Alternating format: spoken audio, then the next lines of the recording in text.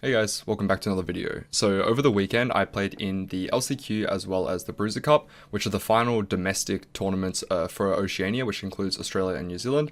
And so the top 8 out of all those tournaments makes it over to the Asian Cup next Friday, and because I made it into the top 8, I will be playing and will be competing for a world slot next Friday. So in today's video, we're just going to be going over some of my games. I'm going to show you how I approach them as I was playing for every single placement. Every single extra placement matters, of course, when you're in a tournament setting. And because I was going up against the best of the best in Oceania, this will give you an insight as to how I play my games when I know I have a stacked lobby and I need to be playing for not only comfortable placements, but also securing first in lobbies where I high roll and avoiding going too harsh in the bot fours when I low roll. So with all that being said, let's get into the games. Okay, so starting out with game 1, I'm playing Earth, so obviously I want to choose the portals that suit my playstyle.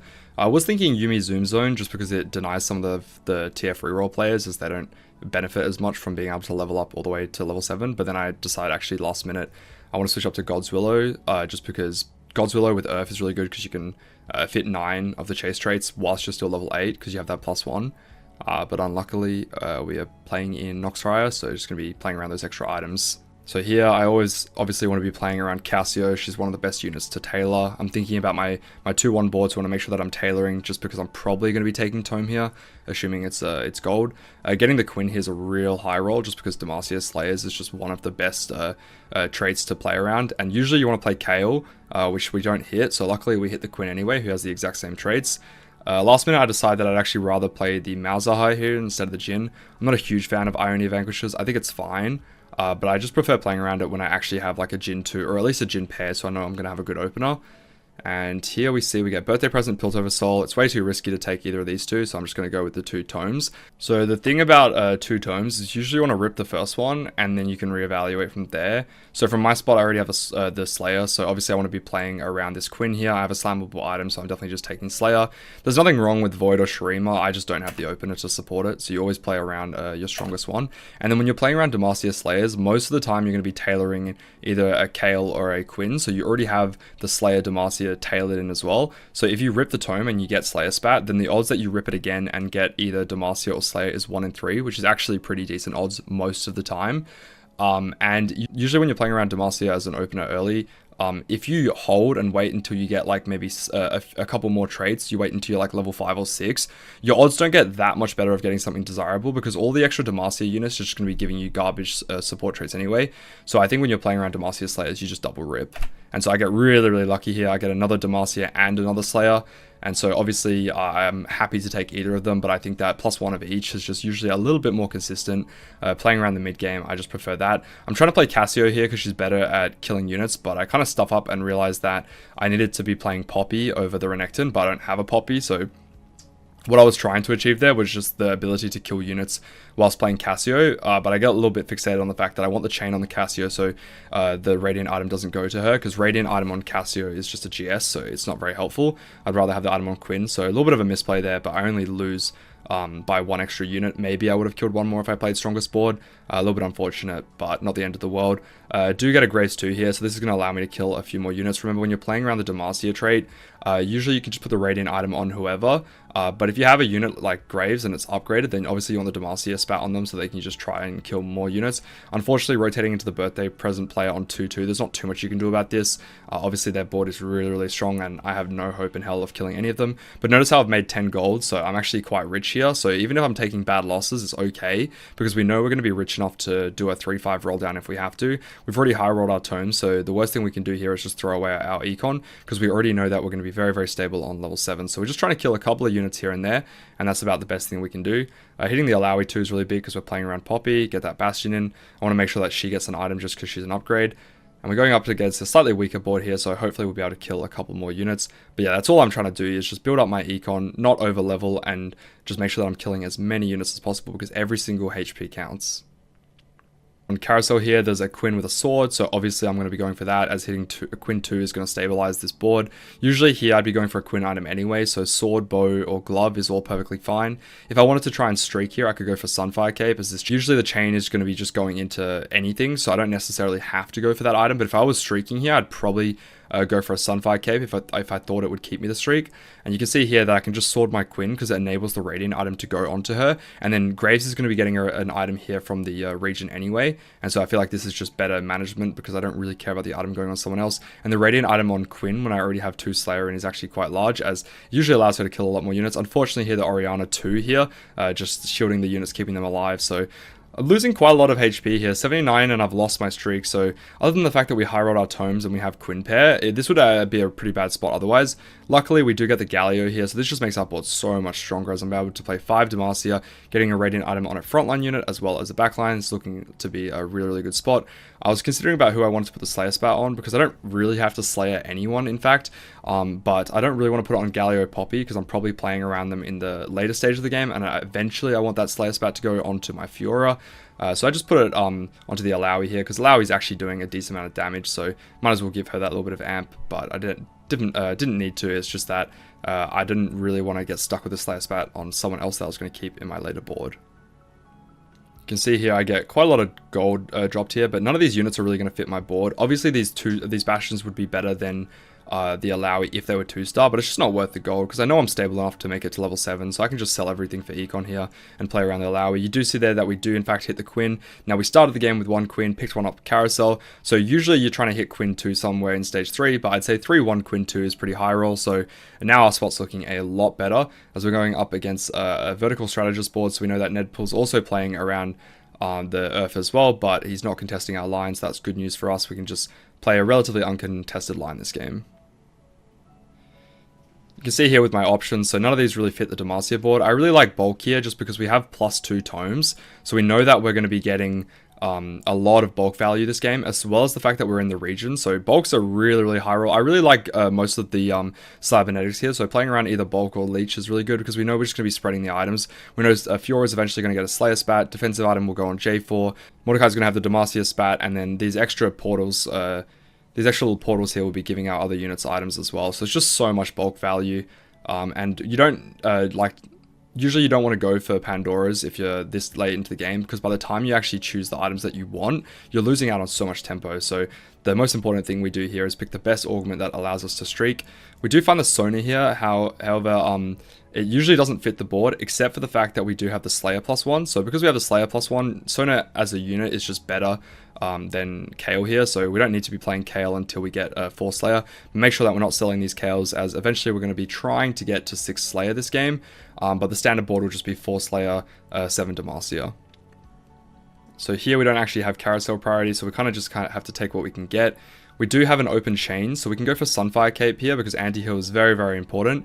There's also a glove and another chain here. I usually prefer to go for utility items such as the anti-heal, or sometimes like the Vow is fine on the J4 rather than going for like Warmogs, Bramble, Declaw, just because your J4 just needs to cast a couple times and he's already kind of done his job. I really like the Sunfire here just to keep our streak. I'm debating whether or not I want to level here, because if I level here, I will drop below 30 gold, which is a little bit risky, but I do have a streak, so that's quite important. So instead, what I decided to do is level for the Kale and then actually sell the Talia. So I was thinking about playing Talia here, but it would mean that I'd drop below 30 gold. And there's nothing wrong with that if I think it'll keep my streak, but I scout my matchups and just go, no, I think I can streak just by playing this extra Kale, as now that we're level 7, she's actually doing a bit of damage, as once she gets to level 6, she actually does some damage, especially with the 2 Slayer online. But yeah, keeping my streak here and staying level 7 is really, really good here. Now, I pick up the Shen, and I know that I really want to play it. It's already stronger here than the Raka, just because it's giving the Invoker, as well as the fact that it has Bastion as well. But I also know that Shen is a really, really good unit when playing around Demacia, because it gets Radiant Gargoyles. So I want to move the Demacia over to the Shen. However, I can't do it just yet because this Alawi 2 is a little bit too crucial for my board. But I know that I can just roll back down on level 7 and then pivot the items if I need to. But for now, this is my strongest board, and I don't really think I want to roll too much more. And luckily, we managed the 6th streak going into Wolves. So although we broke our streak in stage 2, we had a much better stage 3 after hitting that Quinn 2. So here I'm kind of deciding what I want to do. Obviously, if I hit another Demacia unit, then I can just play 7 Demacia, and then it's quite easy to just play around that. I'm just debating whether or not I want to roll too deep, because hitting 1 J4 here obviously spikes my board a lot. So I'm rolling down here, mainly just looking for J4 or Fiora. I do in fact hit that Fiora, and so that allows me to get the 7 Demacia online. Now you can see my items are looking a lot better. I'm looking at my item economy and figuring out what I want to slam. So because I'm going for the GS slam, nothing else really looks good here. I don't need Fiora to be on the Hex. I can give an extra item to my Poppy. And just look at the bulk value that we're getting. Basically, every unit that needs the extra HP has that item. And so now we're so stable that we can basically just go 8 on 4-5, and I don't have to roll deep. So a lot of the time you're rolling quite deep when you're playing around Demacia Slayers, because you're rolling down for Quinn 2, Mordekaiser, but there's no point in going for 4 Slayers here when my 7 Demacia board is just so stable. Now here, I'm looking at my options. I don't really like Final Grab Bag, so I'll reroll that first. No one can hold Edge of Night in this comp, so there's no point taking that one.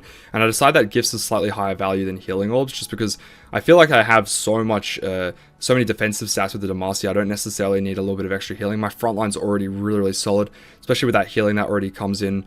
Of course, from the Slayers, as well as the fact that my Radiant Gargoyle is going to be killing me. So I just feel like all I really need here is a little bit of extra damage, and Gift synergizes really, really well with the Quinn, as she's always going to be the last unit alive. And when I do eventually get Mordekaiser online as well, he's usually one of the last units alive, and he just does so much damage when he has those extra stats. Although I could see an argument for Healing Orbs. I feel like both of those were fine in that situation. But you can see here I'm just so stable, 8 streaking. There's not really too much to do here. I'm just waiting until I can go to level 8.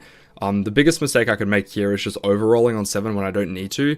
I've already got 4 Quins, so obviously Quinn 3 is definitely a win con, but there's no reason rolling deep on 7 when I know that I can just go stable fast 8, because I really want to cap out at a first this game, and to do that I usually have to try and make it to level 9, so I want to make sure that, because I've made use of my high rolling my tomes, I don't want to be too aggressive and make sure that I can cap out really, really high this game, as I need the extra points. You can see here on Carousel there is an Aatrox. Aatrox would have been really nice because that's a unit that you cap quite highly with. But not too many other options here. I already have the anti-heal, so I don't really need that. So basically my options here are a belt or a chain, so I'm looking at what can I slam, and obviously I'm not slamming another Sunfire Cape, so I just go for the Warmogs. I don't usually prioritize Warmogs here, but it's a really good slam here with the Radiant Gargoyles. Now just rolling down a little bit here, I don't want to go below 10 gold because I'm still very stable, but I do in fact have a 9 streak, so if I can roll down to a point where I'm stable enough to keep my streak, then I'm going to make a lot of gold going into Raptors, so I definitely want to like soft roll here. Unfortunately, I do at least hit the 4 Slayer, so that spikes my board a lot. Remember, Fiora has the Slayer spat, so she's going to be a lot stronger along with the Quinn. And so I was looking for a Mordekaiser here, but hitting the Rek'Sai and staying above 30 gold is what I decided to do, just because, like I said before, I want to keep my econ up. I do want to eventually go to level 9, and there's the Mordekaiser, so now I can drop the Rek'Sai. And so from this spot, usually you want the Demacia spat on the Mordekaiser. However, because I don't have a J4 yet, I need to be playing around this Shen, as it's my only real source of frontline. And it doesn't even matter that I don't have the Demacia spat on the Mordekaiser, because he's getting an extra item here anyway, and he's not 2-star, so it's not a big deal. And so if I win this, I just have so much econ, and I know that I can guarantee go 9 this game. The decision really is just like that I have to make is like, do I want to roll deep on 8? That's the question that I'm asking myself. And the fact that I win this, I get to keep my streak gold here, and I get to keep it for neutrals is just insane. I'm thinking here, though, I probably want to roll back down just to get one J4, as if I can get a J4, I can probably justify dropping the Shen and then moving the items over to the Mordekaiser. If I hit a Fiora pair here, it's very, very high value to roll back down for that Fiora too. But otherwise, I can just go fast 9. And so here I get dropped a lot of tiers, which is a little bit unfortunate. But QSS is a very, very important item on the Mordekaiser, so I decided to just go for the QSS blue buff. Now, blue buff's really, really good in this comp for the Sona, because it gives her an instacast. And so that instacast is going to be giving attack speed to the entire team, including the Quinn and the Mordekaiser. So I'm a big fan of blue buff here, and I already have all my frontline items sorted, so I don't really need to worry about that. Not rolling for the Jarvan here, just because I feel like I can definitely go 9 on 5-5 this game. So I'm going to make use of the fact that I'm high HP, my board is relatively stable. See here, I'm taking a loss, but I'm only losing by 2 units. I do natural the J4 anyway, and so this just allows me to go fast 9 and cap my board a little bit higher. I could roll back down for the Fiora 2, Shen 2, and stabilize my board that way, but I just think I'm so strong that I know that I can definitely go 9 this game, and that's exactly what I want to do.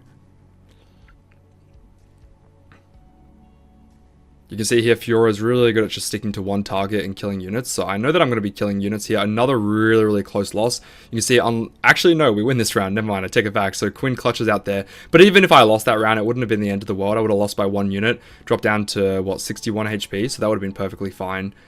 But you can see here, I know that I have enough HP, and I know that I have enough gold to go 9 on 4-5. So the correct interval is either 5-2 or 5-5. So I'm just waiting for sack one more round, and then after the carousel, I'll probably level up and roll down and see what I can get.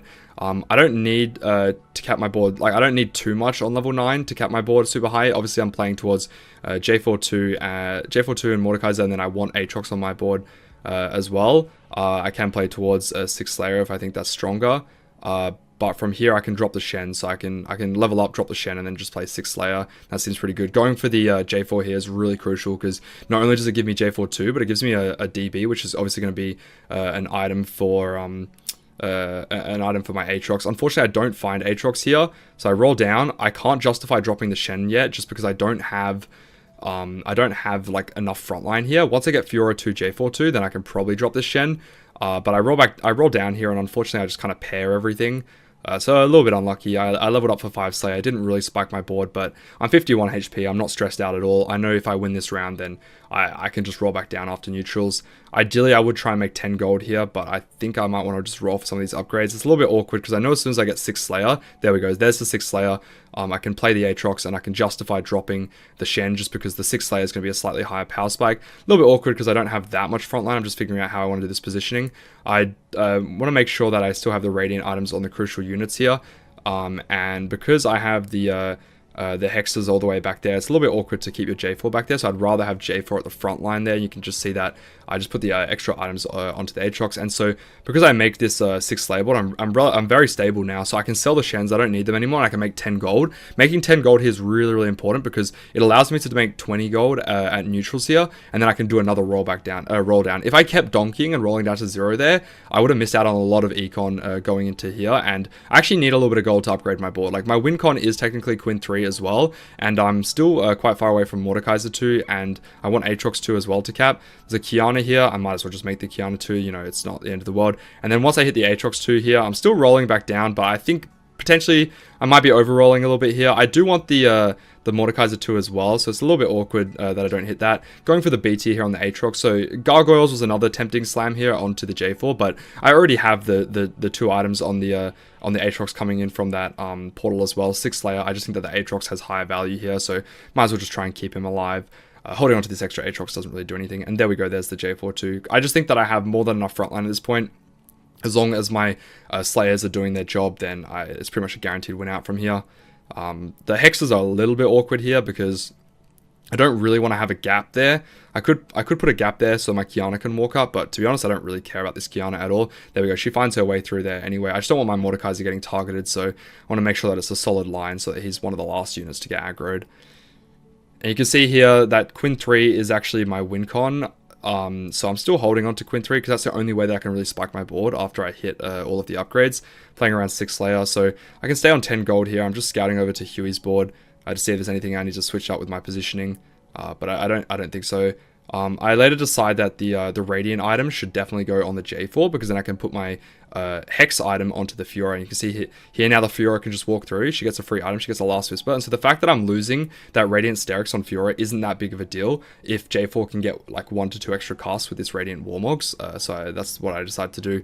And it looks like it's working out, just because Huey's board hasn't fully capped, and even if he does, I don't think I should do it. Now, this is a little bit of a misplay. I was checking to see if he had Shred, and I don't think he did. So he ends up getting the Shiv there. I end up picking the Mordekaiser 2 off Carousel, just to guarantee that I hit Mordekaiser 2 this game, because I'm pretty sure my board always beats him. But I think denying that Shiv was definitely correct there. I just got a little bit flustered, because I saw the Mordekaiser 2, and I was like, oh, do I really need to deny Shiv?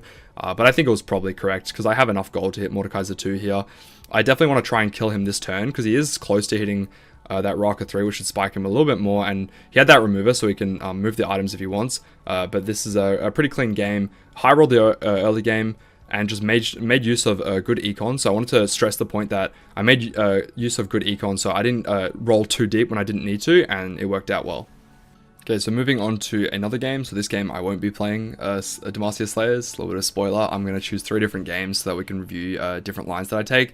I'm the only one voting for Fleshing Arena. I really like the econ that it gives you. Just allows you to hit that 3-5 roll down if you have to, because most of the time you're making 10 gold on 2-1 anyway when you're playing around Earth, and then it just enables you to have a little bit more gold and do an earlier roll down if you have to.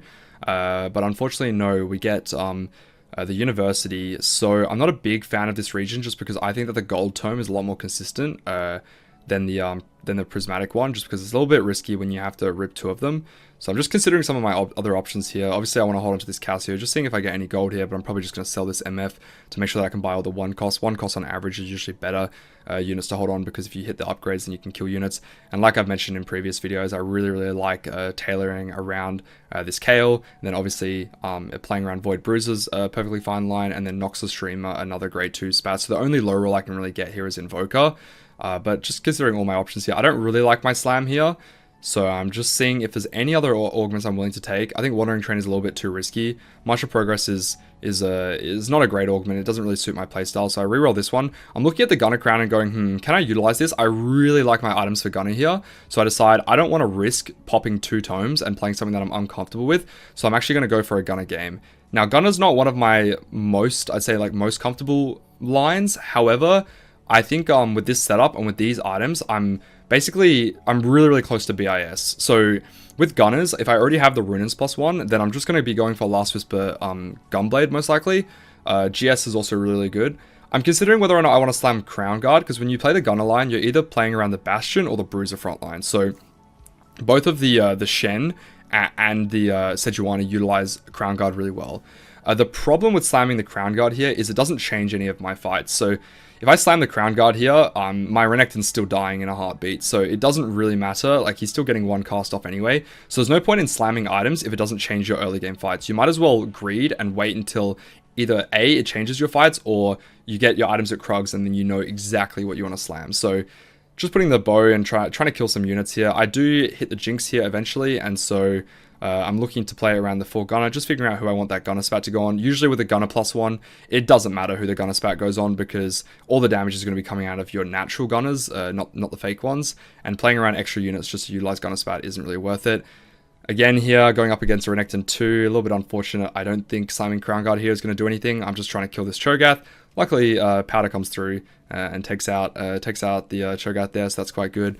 Now, deciding what I want here, Last Whisper is definitely priority when playing around this comp. You either need Last Whisper or some other form of Shred, and so just securing the Last Whisper here, I think, is correct. Playing around extra gloves also feels fine. You can go Guard Breaker, i.e., they're all fine, of course, so getting the Last Whisper here, and maybe I'm playing 3 loss here. Now, this is the turn where I hit the Renekton 2. I want to slam the Last Whisper, and my 2 choices are either I can sit here and go for a 5 loss streak, or I can level up for the Cho'Gath, still make 20 gold, so be in a pretty comfortable spot and try and play for a 2 win streak here. And so I scout out my matchups, and some people are open forting, and if I look here, if I slam the Crown Guard here, I do believe I can win here.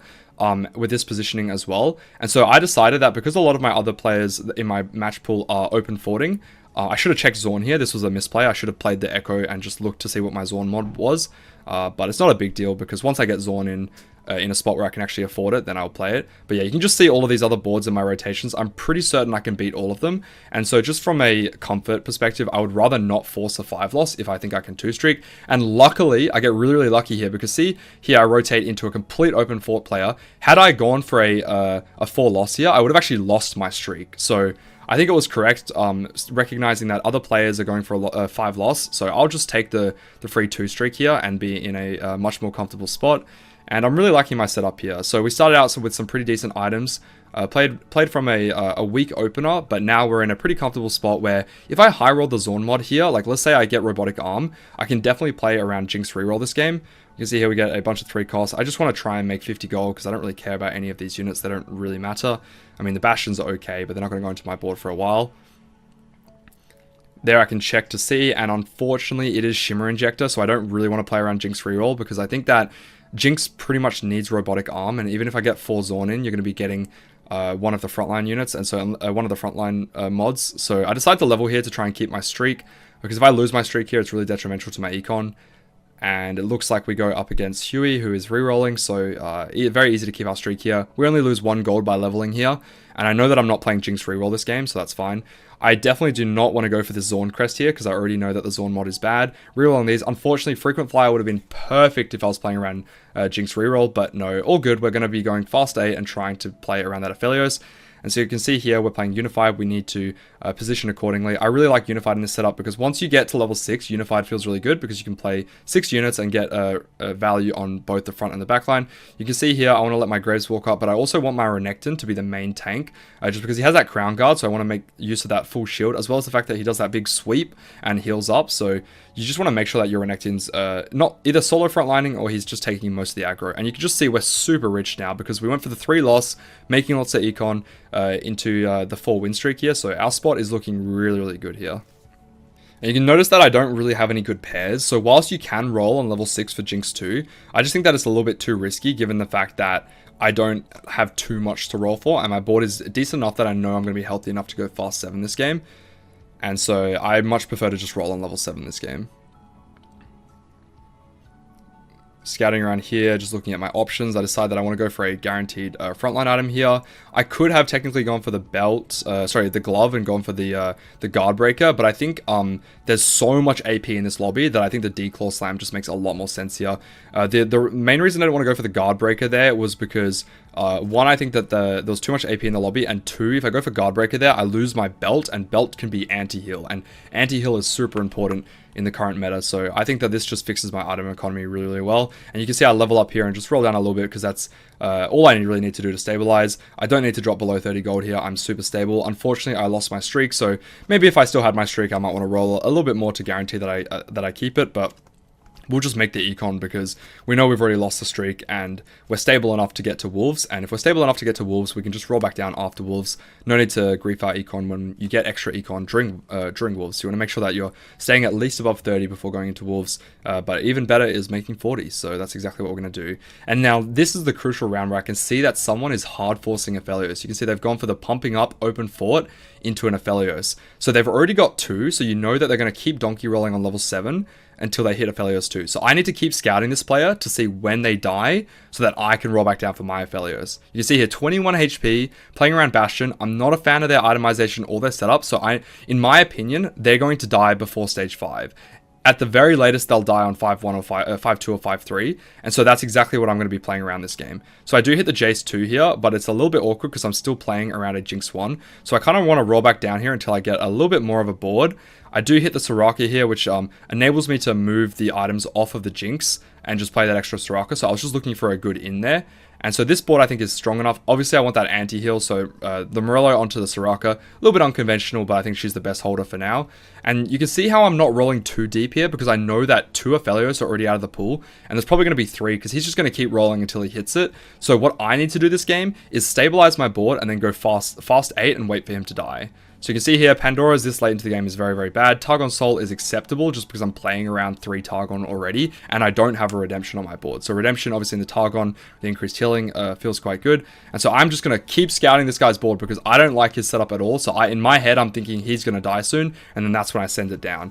My board is relatively stable though, so these losses shouldn't be too bad, but it's a little bit unfortunate because we actually did have quite a big lead, but you can see some of these other players like here, they just sent it down to 0, and so like there's nothing I can do. Their board is so strong that I'm going to lose infinite HP here just because I haven't rolled all the way down to 0. But if I can make it to 4-5 and Ikajao can die, then I'll be in a very, very good spot. Naturally, the Taric 2 is huge here, but you can just see my board is so upgraded here. The only thing I can really do is hit the Aphelios 2, which is very, very unlikely from my spot. So just going for that fast 8 on 4-5. I'm holding on to these extra Jaces, but then I realize I'm not itemizing the Jace, so you just sell them because even if I find extra Jaces, it's just a waste of money and he's not going to do any damage anyway.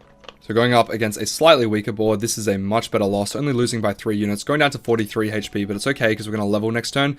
You can see that they're all the way down to 9 HP, so I desperately need them to die in the next 2 rounds. If they don't die in the next 2 rounds, then I'm almost guaranteed to go bot 4. But if they do die in the next 2 rounds, then I can just roll down all my gold and I'll be in a really good spot. So I want to level roll here because I'm weak and I need to spike my board, but I don't want to roll too deep because I know that there's already 3 Aphelios out of the pool. And so once I hit this Nico, I recognize, okay, I can move the items over because Nico holds onto Crown Guard and Declaw quite well here. As I mentioned before, the Gunner Spat can go onto anyone. Just chuck on the Soraka because she's a backline unit, so she utilizes the AD quite well. You can see here I'm still making 30 gold. So I roll a little bit to become a little bit more stable than I was previously. However, I still don't want to send it down to 0. And so I'm just praying that Ikajao dies this round so that I can roll next turn and still be 43 HP. Unfortunately, they don't die. So I need to wait one more turn and just pray that either we rotate into them and beat them.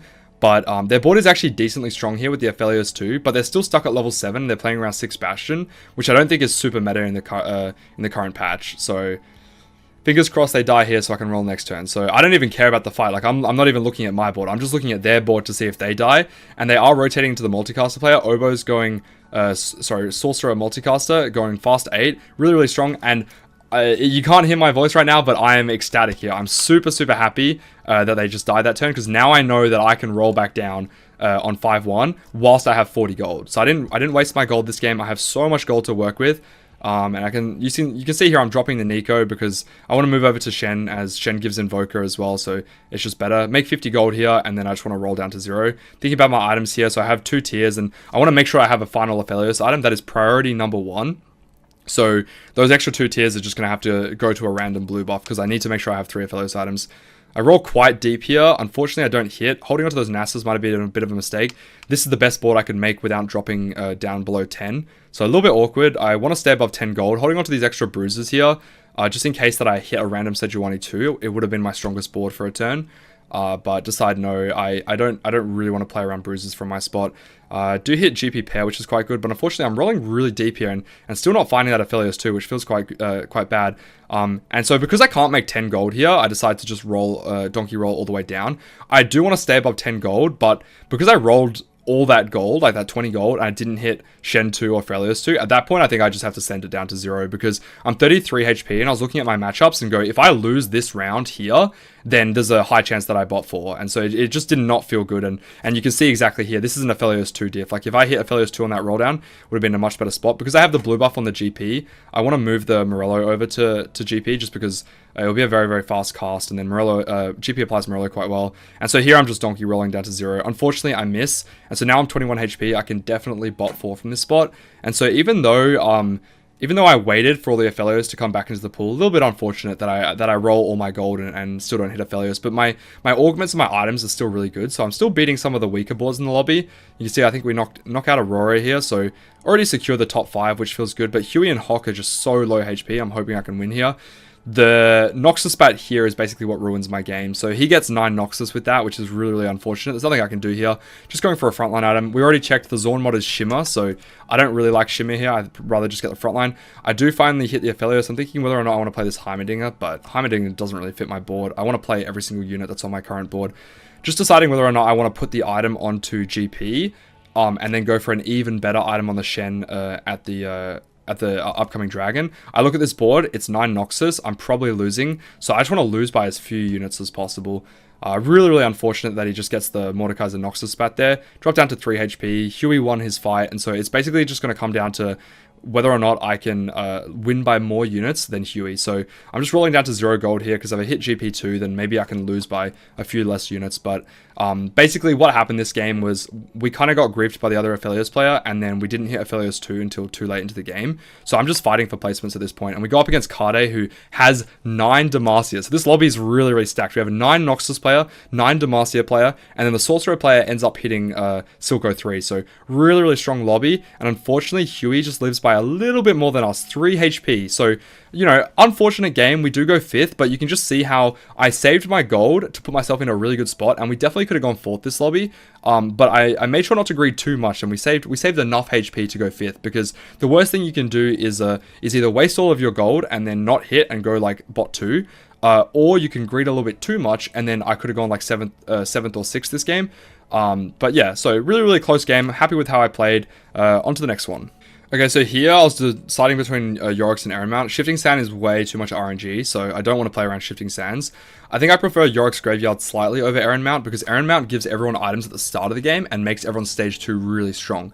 When you're playing around Earth, your stage 2 can often be really weak, because you can't hold on to pairs, because you need to hold on to the correct units to tailor. So I'd much prefer getting items later into the game when I'm strong and I can utilize them, rather than getting them at the start of the game when everyone else is just going to out-tempo me. So you can see here we get the teardrop, so I'm very tempted to hold on to these Orianas, because let's say I get to play around Sorcerers, then Oriana 2 in the early game is really, really good at killing units. But obviously I want to be playing around this Kale and Renekton, as they're some of the best traits. I don't really care about anything else that's in my shop. And then here, I'm comfortable playing around Shrimmer, Bruiser, Noxus, Demacia Slayer. So the only low roll I can get here is if I get Invoker out of my Tailored. So pretty happy with my options here. Like I mentioned before, I do... Okay, so there we go. We get another Sorcerer. So I decided, instead of playing around Demacia Force, I can hold on to this extra Malzahar. Don't really like any of my options here, so I just go for the Tome. And you can see here, I do in fact get the Tailored Bruiser. Everything else here is pretty garbage from my spot. I really wanted to play around the Sorcerer Opener, as I had the... I had really, really good items for it, and I had the Oriana too. A little bit unfortunate though, we just don't get any augments or tomes that match it. So we're probably just going to sell this and make 10. And so from this spot here, you can see I don't want to slam the Gargoyles. The reason is because when you're playing around Bruiser, your Rek'Sai items are really important. And so you can put items on your Sejuani, but you definitely do not need Gargoyles just because your front line is really, really strong anyway. And so it's not an item that you need to slam. I could see an argument for slamming Gargoyles for tempo, but in my current setup, I really don't need to, because I think both Chain and the Cloak are really good items for your Rek'Sai, because you can make like BT and Titans are great. There's a couple of other Chain items that you can put on as well. I think QSS is fine. And also that tier is probably going to just go onto our Kai'Sa as well. So this is an example of how to play around Bruiser Spat when you don't have lots of Cho'Gaths, because the standard way is just to reroll Cho'Gath. But because I have no Cho'Gaths, I definitely have to play around Rek'Sai and just tempo this game instead. You can see here the Oriana with the Bruiser Spat. So notice how I'm putting Oriana not in the back row, just because she shields herself and she has the Bruiser Spat. So she's a little bit more tanky than the Malzahar is. So I want her to take aggro before... I want her to take aggro before the Malzahar, and you can just see here I'm just trying to save as much HP as possible. Playing the Shurima here, the Cassio is really good at killing units. So Cassio and Oriana both do a lot of single target DPS, so they're great for killing units. Again, Oriana in the third row because I want her to take the damage. So the Renekton's just going to cast once. Look at that perfect cast on all 3 units. And you can see that all my units are attacking the Alawi, so that unit goes down first. Oriana takes aggro. Notice how she casts twice because she shields herself, which is perfect. And now winning here is a little bit awkward. I do get to make 20 gold and hold on to Samira Pair, which feels okay. Obviously going for the BT here, just because BT synergizes so well with 6 bruises. You get a HP shield. It's just so good on Rek'Sai because obviously... you want that lifesteal so they can stay alive, and she can stay alive and just keep casting. And yeah, the BT is by far the best healing item. So you can see here, I do finally start to get some bruises online, but I don't have 4 bruises, so I'm just going to play a bit of an awkward board here. Just play it around the Void, because getting that extra Void unit is slightly higher value than the Cassio here. Slam the BT, because it's always a BT slam here, so you might as well put on Oriana, and maybe we can try and get a 3 streak, who knows. Now, you do want to hold on to Ashe in this board, but not if it costs you Econ. So I'd rather hold on to Cassio Pair, because if I hit Cassio 2 here, she's really good at killing units as well. So hopefully Ashe will come back, because Ashe usually fits the board later for getting in that Freljord, because you want the Shred for the Kai'Sa, but you also want the Shred for the Rek'Sai. So Freljord shreds both ways, AP and AD. So rather than going for like Shiv, Last Whisper in this comp, you usually just want to make sure that you're playing Freljord, or at least a Heimerdinger turret who has Shred. You can see here the Oriana's tanking really well, so she's taking aggro before everyone else, and just praying that this Malzahar can get one more cast off. But unfortunately, I do put the tier on Malzahar so that they can guarantee like 1 extra cast, but unfortunately we lose our 3 streak here. So this spot would have been absolutely illegal if I managed to go for a 2 loss into a 3 win streak here, because I'm just so rich. But this makes the game a little bit better to VOD review, I guess, because it's not turbo high roll, but I guess we'll see where we go from here. Holding on to as many bruises as possible. I'm considering dropping the Oriana here just because I hit another unit. Now this is where the high roll starts to begin. So hitting the Sejuani just makes my board so stable. Now you'll notice I don't actually play it for this round, just because I don't think that 4 bruiser is better than playing around the Sorcerer plus Bastion. So getting the Bastion here feels really, really good. Obviously I could play it over this Taric, but I just think that because the Malzahar is our main DPS here, and I'm playing around 2 Bastions, and it's just a Renekton 1, I don't really care too much about 4 Bruiser here, but I know that I can just level for Sedge next turn. So a little bit of an interesting thing here that I don't play the Sejuani, but that's my reasoning here. Leech is fine in this comp. I'm scouting around here to see if I'm going to get any Know Your Enemy value, and I'm looking at what boards people are playing, and I don't think I'm going to get much Know Your Enemy value this game. I already have the BT, so I don't need Leech, so I'm just going to reroll it. Don't get anything good. This is the guaranteed Bruiser spat, so Bruiser +2 in this comp feels pretty good. So I could have gone Leech there, but because I already had the BT slam, I just felt like I didn't really need it, and getting the +2 guarantees that I can hit 6 Bruiser relatively early. You can see we've got the Renekton on bench here, so as soon as I hit this dedication bruiser, I'm going to have 6 bruiser online, which feels really good. And we slam the Archangels here on the Malzahar, anticipating playing around Kai'Sa. My items are just so close to BIS here. BT Titans is definitely 2 great items for Rek'Sai, and then Archangels is definitely BIS on Kai'Sa. You can see here we get the double Rek'Sai shop, and so that just allows us to play 6 bruiser without having to drop anything. Would have been a little bit awkward if we didn't do that. You can see here that I just put the items onto her. Actually, no, I take that back. Sorry, I already had the Renekton, but this just allows me to play Void as well. And so you can see the synergies are really, really good here. I managed to just tech in the Sorcerer as well, so that Tarek's super helpful here. You see the Rek'Sai's going crazy, and my board is just so stable because I high rolled this Sejuani. Even if I didn't have Sedge here and I was just playing Renekton though, my spot still feels really, really good. So this is a good example of why I like Bruiser +1. It's just such a good tempo, and if you get the Bruiser +2, that feels good as well. There is a Kai'Sa here on the carousel. Now, I could go for Guardbreaker Kai'Sa. I think I actually scammed Angora a little bit here, so he wanted that belt, and I feel like he got there just at the same time I did, but maybe I got there just a little bit faster. So I can slam the Guardbreaker here. Obviously, I want to play around this Kai'Sa, so instead of playing Sorcerer, I don't need to play Tarek. I can level up here and still make 30 gold, which feels really, really good. And then so now I'm just deciding whether or not I want to put the Bruiser Spout on the Kai'Sa, or I want to put it on Ashe. Because if I put it on Ashe, I can move it to Mordekaiser on level 8. But I just think that it's so much tempo to put it onto this Kai'Sa, because having 6 Bruiser on your Kai'Sa means that when she's the last unit alive, she usually casts 1 more time. And when you have Archangels on her, this usually enables you to either win fights or get a few kills. So see here, she would have died if she didn't have the 6 Bruiser Spout on her. And so that enables me to keep a 4 streak, and that just feels so good. And so usually you'd roll down here a little bit to keep your streak, because I'm sitting on Rek'Sai pair. But I natural it here, so there's not too much to roll for here. I can just sell all my units and make 40. There's just absolutely no reason to roll because I'm just so stable here. And the reason I didn't slam the Guardbreaker is because I really want anti-heal. Glove's an insane component to get a 3rd Rek'Sai item. I really like Night Harvester and QSS here, so I just think that as long as I can win my matchups here, I don't need to slam Guardbreaker, and I'd rather just go for Morello here. And so from here, there's not really too much to do. All I need to do is just get to fast level 8, and then swap out that Warwick for a Fiora. And then at level 8 throw in a random either Mordekaiser or Aatrox just to get Slayer online. Slayer's like relatively fake in this comp. You definitely play the Ashe over the Quinn here, but eventually, yeah, it will be Slayer. So unfortunately, I don't hit anti-heal. Personally, I think QSS is better than IE on Rek'Sai just because of so many Jarvans in the current meta. So you don't really need IE, especially if they have Bramble. And then here I do in fact get the Guardbreaker. Now this is a little bit suspicious because I don't have the anti-heal, but I have a 5 streak that I really want to preserve. So I think slamming 2 items here is absolutely crucial. And then this sword will just eventually go towards a Fiora item later. So I don't need any extra items here. Social distancing is really awkward, so just reroll all of those options, and then I think either Mana Burn or Healing Orbs is fine. I think when you have this much frontline, you don't need the assistance of the extra Healing Orbs. Also, something important to note is that Healing Orbs is flat, so you're getting a flat 500 HP. So an augment like Martyr here would give 10% health, and so that's a lot better because your bruisers have so much HP. Whereas the Healing Orbs isn't as high value when you have just so much base HP, but you're only healing a flat amount because it doesn't scale very well. So I just decided to go for the Shroud. There's nothing wrong with Shroud. I think if you take Shroud, it's always good in pretty much every spot. So it just seemed like the best choice from here. I didn't really need any of the other augments.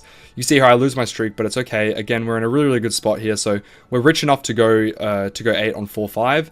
And that's exactly what we're going to do. Sometimes in this comp, you have to roll quite deep on 7 just to hit that Kai'Sa 2, Sedge 2, but when you're in a tempo spot like this and you're streaking quite well, you can see here I don't care about Warwick 2 at all, so I can actually cheese the Shroud here. So notice how I sell the Warwick and swap the Shroud over, just because Warwick 2 does not matter when I know it's going to be a Fiora eventually. Like Fiora 1 is just better anyway, so eventually it's going to be Fiora. So making use of that just allows me to guarantee that I hit the Shroud on this round, and then I put it on the Vi, which is also crucial because eventually when I get Scion online, I can drop the Vi for Scion and then cheese the Shroud again. So that feels quite good. I'm looking for either anti-heal components or a Fiora item here. I have an open sword, so BT is by far the best item here. I already mentioned before how you get that extra HP shield, so BT onto my Warwick here, and eventually it's going to be onto Fiora. I'm going to roll down here just because I have so much gold and I can spike my board a lot. Hitting the Kai'Sa pair makes me want to roll a little bit more, because if I hit Kai'Sa 2 here, I'm just such a stable spot, and this is exactly where you stop. So you hit the Kai'Sa 2, there's not much more to roll for. Your board is very, very stable. Notice how I play the Quinn. I haven't hit Mordekaiser yet. I don't care about Quinn 2 at all because I know it's always always going to be either Aatrox or Mordekaiser eventually. But this is exactly where you stop rolling, because notice how I get to make 20 gold here. I only have a 1 streak to preserve, so I don't need to send it down to 0. And 71 HP, I'm in a really, really comfortable spot. I'm just looking for a Fiora item here, but I don't get anything, so also a frontline item is perfectly fine. Now, notice how I still have my duplicator. I could use it to secure a Fiora 2, or I could use it to try and get a Rek'Sai 3, or finally I can just secure the Sejuani 3. However, I noticed that I'm 71 HP and I have 4 Kaisers. So Kai'Sa is a very unplayed unit right now because I play her a lot in the Bruiser comp, but basically no one plays her in challenges. So challenges just isn't a very meta comp right now. So I recognize that I'm healthy enough where I can maybe go for Kai'Sa 3 because I know that the unit's going to be uncontested. And so I already have the duplicator. So right now I'm just kind of thinking, like, do I want to try and use this duplicator for Rek'Sai 3 and just sell the Kai'Sa for Econ? Or do I want to try and play for first and go for that Kai'Sa 3? And I kind of need to do something, like I kind of need to choose one or the other. But okay, so this was a bit of a mistake. I need anti-heal here. I think going for Sunfire Cape was 100% correct here. I realized that mistake as soon as I made the item. Eventually it will be Heimerdinger over this Ashe and you get anti-heal for free. But if you don't hit Heimerdinger this game, then it feels really, really awkward. And you can see I roll down quite deep here. Unfortunately, don't find any of the upgrades that I'm looking for. Still holding on to that one Kai'Sa. I play the Aatrox instead of the Mordekaiser just because Aatrox 1 is better than Mordekaiser 1. So that's the unit that I play. And I actually scam it a little around. See how I've got the Bruiser Spout on the Kai'Sa and she has the Aatrox built in. So once I hit that that Sejuani pair and the Fiora pair, I want to roll down really deep here because I'm so close to hitting one of these units. But I want to stay above 10 gold. And the reason that I want to stay above 10 gold is because I can go for Kai'Sa 3 this game, but I can't go for Kai'Sa 3 if I drop down to 0 gold here. If I drop down to 0 gold here and I have to dupe something, like let's say I hit Fiora 2 and then I want to dupe the Sejuani, it throws away my chances of hitting Kai'Sa 3. So I'm 58 HP, I don't have to go below 10 gold here, but I really, really want to because I'm sitting on Fiora Sedge pair and I'm sitting on Rek'Sai, 5 Rek'Sais. So this spot's very, very awkward. And then now I don't really get too many options here. The GS is fine. I do hit the Rek'Sai and the Scion, so I can drop the Vi. Notice here how I put the Shroud on the Vi, so now I can cheese the Shroud for one more round. I want to send it quite deep here because I'm sitting on pairs, but again, I decide I'm going to stay above 10 gold. You see I put it there on the Cho'Gath, and it's perfectly fine. I just think that if I stay above 10 gold here, I have reasonable odds of hitting Kai'Sa 3 this game, whilst also saving HP and going for some of those other ones. But let's say I was playing for a 4th this game, I probably would have given up on the Kai'Sa a long time ago and just sent it down to 0 and probably just duped the Fiora or the Sejuani, depending on which one I don't hit. But in the current standings of the score sheet, like I know at worst I'm going 5th from this spot. There you go, I finally get the anti-heal, which was a bit of a misplay that I didn't have it earlier, but getting the Morello now is good. But yeah, I really want to play for first this game because I know that I'm guaranteed top 5. Unfortunately, we get the Morello here anyway, so none of these options really do anything except for the blue buff. There we go, we finally hit the Sedge. Now, I want to stay above 10 gold because Kai'Sa 3 is 100% my win con here, and if I drop down below 10 gold here, I won't be able to afford it. I'm guaranteed 2 lives if I can save some HP here. So if I kill enough units here, then I know that I'm guaranteed 2 lives, and then if I make 10 gold here, I can make either I can make close to 20, maybe not 20, but I can get close to 20 on the next round, and then I can definitely make 20 or 30 on neutrals. So here my Kai'Sa actually gets pinged. I roll down again because I want to roll for Fiora 2, but I stay above 10 gold. So still staying above 10 gold here. I can position my Sedge. The most important thing here is hitting the Shroud. I'm just scouting around to make sure that I hit the Shroud here. And now that I have 10 gold, I can guaranteed make 20 gold on neutrals here. And if I take a bad loss here, let's see, I might be 1 life, so it's a little bit dicey. Kai'Sa's looking pretty good. A really, really close loss. I'm almost guaranteed 2 lives here, so I don't have to send it to 0 next turn, but I get to make 20 gold here, which feels really, really good. So obviously, if I lose the next 2 rounds, I can potentially go 5th here, but I'm pretty certain that I'm safe with the top 4 here. And so we'll just see what we end up getting here off of this. I'm just looking for probably like a frontline item here. I decide to roll it down here just because my Kai'Sa's already been pinged. So the players have caught on to the fact that I'm going for Kai'Sa 3. So I want to roll quite deep here. And I do in fact hit the Kai'Sa 3, which was the win con that I was playing for. I sell my Rek'Sai because I don't really need Rek'Sai once I hit the Kai'Sa 3. And then I just go for a Scion item here. It could have been Gargoyles on the Sedge, but when you already have Bramble Declaw, she doesn't really need any defensive stats. I actually think this was a slight misplay I sold my Rek'Sai to guarantee the gold to buy the Kai'Sa. I probably should have just sold Aatrox pair. I was thinking I was going to move the items over to Aatrox or something along those lines, but that doesn't really matter. Now, Blue Buff's an underrated item on the Scion just because it gives you a faster cast, so none of those other items were really doing anything. The only thing I really need to worry about here is just hitting the Shroud, disrupting their board so my Kai'Sa can cast. I don't care at all about like the other items like Gunblade and things like that. But yeah, a little bit of a misplay there. I probably should have just held on to the Rek'Sai, because Rek'Sai 3 is still a possibility this game, whereas Aatrox 2 doesn't really spike my board that much. So slight misplay, but I was a little bit flustered because I knew I had the Kai'Sa 3. I just needed to sell something. So in a snap decision, I made a slight error there. So just scouting around, just trying to hit the Shroud. Now the Sona actually hitting my Kai'Sa is actually a good thing because Kai'Sa gets a faster cast, which is going to enable me to just wipe out the backline. And so Kai'Sa's always going to get a guaranteed couple of casts here. So at this point, I've just given up on the Rek'Sai. I'm just maybe just going for Aatrox 2. Aatrox on Carousel here, or just like roll back down for it. Scouting around to see if there's anything that I need to deny, but at this point there's not much. I decided to go for the Freljord just because the 3 Freljord gives in that extra utility, and all I really need here is utility. I think Helm was also fine. There's not too much here. I'm just looking for a frontline item because I don't need any extra damage. I already have blue buff Morello, so go for the Freljord and then BT onto the Scion. Just gives him a little bit more HP, a little bit more life with the extra shield, as well as the fact that he does actually lifesteal like a little bit.